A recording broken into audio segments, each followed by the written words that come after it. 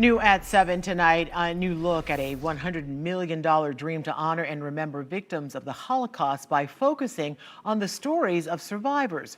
Leaders of the Holocaust Museum for Hope and Humanity released new images as they reshape their plans with security in mind. They are seeking the city's approval to build on Ivanhoe Boulevard, just off of I-4 in downtown Orlando, where the old Chamber of Commerce building sits now. News 6's Emily McLeod shows us the changes.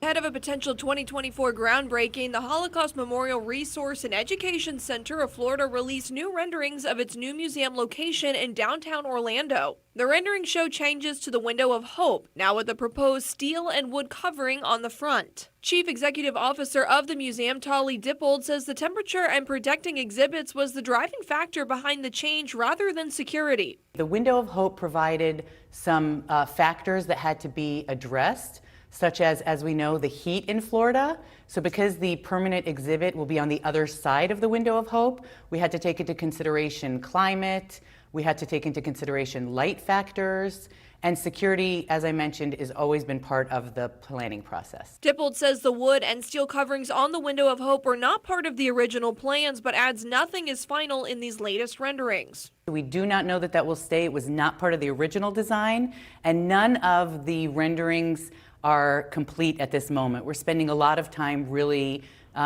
researching and finding the right option. Dippold says one of the goals of the museum is to have a safe place for people to come and talk about issues related to anti-Semitism and all acts of hate. We want to be able to address those challenges. We're a trusted community resource. We've been here for almost 4 decades, offering resources for educators, community members, and we want to continue in that tradition and expand. News 6 stopped by the Chabad at UCF and spoke with Rabbi Chaim Lipsker. He says while it's disappointing that places of faith would need to consider security, it's good that people are thinking about it. I think it's important to also note that a lot of our security measures are for what-if cases, so it's good. It's a good thing that we're thinking about it. In Orange County, Emily McLeod, Getting Results, News 6.